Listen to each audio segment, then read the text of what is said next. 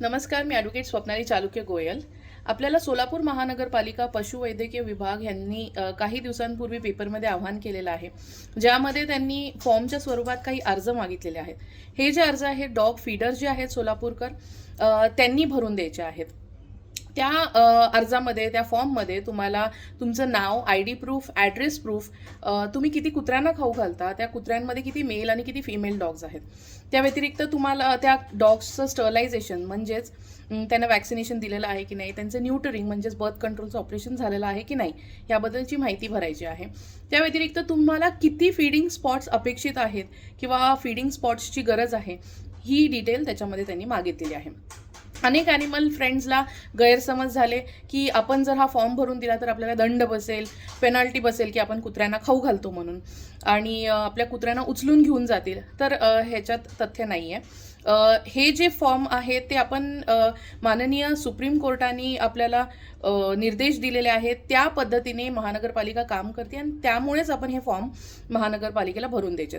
ह्या फॉर्मचा उद्देश असा आहे की जे काही कुत्र्यांचे पॉप्युलेशन आहे त्याच्यावरती महानगरपालिकेचा एक चेक अँड बॅलन्स असणार आहे.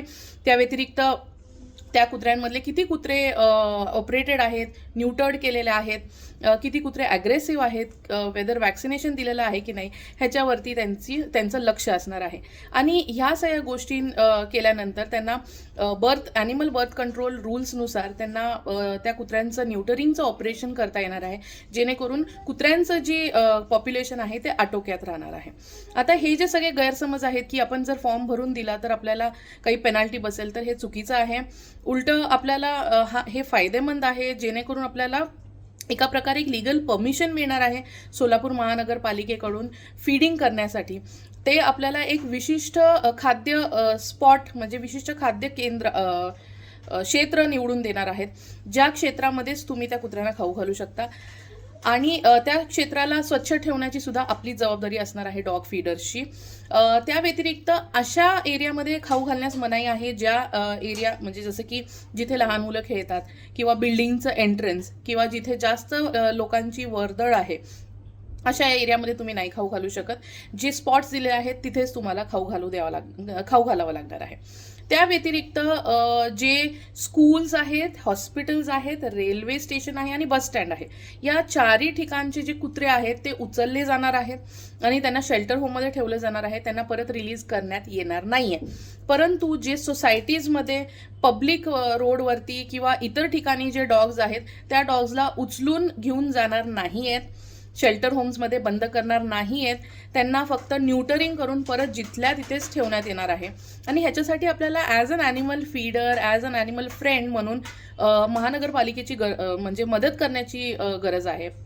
ॲज अ व्हॉलंटियर म्हणून तुम्ही मदत करायला पाहिजे. ह्याच्या व्यतिरिक्त जे डॉग्स ॲग्रेसिव्ह आहेत आणि रेबिड आहेत, रेबिड डॉग्स तर लगेचच 4 ते 8 दिवसात मरण पावतात. त्यामुळे आपण ऑब्व्हियसली हे इन्फॉर्मेशन आपण महानगरपालिकेला किंवा हेल्पलाईनला विचारतोच किंवा कळवतोच. त्या व्यतिरिक्त जे ॲग्रेसिव्ह डॉग आहेत, ॲग्रेसिव्ह म्हणजे जे चावा घेणारे कुत्रे आहेत, त्यांचीही माहिती महानगरपालिकेला मिळाल्यानंतर महानगरपालिका त्या कुत्र्यांना उचलून घेऊन जाते आणि परत रिलीज करत नाही. त्या व्यतिरिक्त जे इतर डॉग्स आहेत त्यांना तसंच ठेवलं जाणार आहे, फक्त त्यांचं नसबंदीचं ऑपरेशन करण्यासाठी उचलून घेऊन जाऊन 4 ते 5 दिवसात परत त्यांना रिलीज करणार आहे त्याच एरियामध्ये. आणि ह्या सगळ्या गोष्टींवरती कुणाचं तरी लक्ष असणं गरजेचं आहे. ते कुत्रे परत रिलोकेट होऊ नयेत, दुसऱ्या ठिकाणी ते सोडले जाऊ नयेत नसबंदी केल्यानंतर. त्याकरिता महानगरपालिका आणि आपण दोघांनी मिळून एक व्यवस्थित समन्वय साधून हे काम आणि करणं गरजेचं आहे. डॉग फीडिंगचं काम जे आहे ती आपली फंडामेंटल ड्युटी आहे. ह्यालाच कन्सिडर करून माननीय सर्वोच्च न्यायालयाने अशा प्रकारचा निर्णय दिलेला आहे. ह्याला आपण थोडंसं पॉझिटिव्हली घेऊन आपली जी भूतदया आहे ती आपण रिस्पॉन्सिबली पार पाडू शकतो.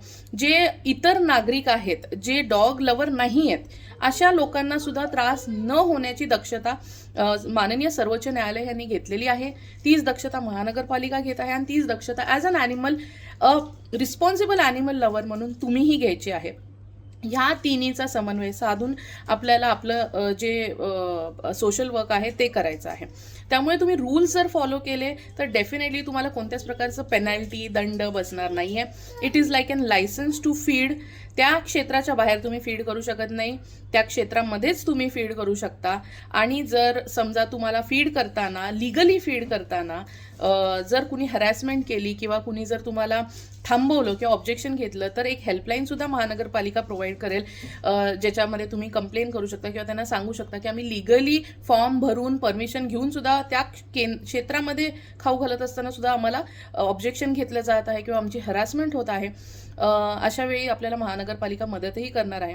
त्यामुळे तुम्ही उलट ह्या गोष्टीचा बेनिफिट घ्या, स्वतःही तुमचं जे सोशल वर्क आहे ते कंटिन्यू करा आणि दुसरे जे नागरिक आहेत त्यांनाही त्रास न होऊ देण्याची आपण दक्षता घेणं अतिशय गरजेचं आहे.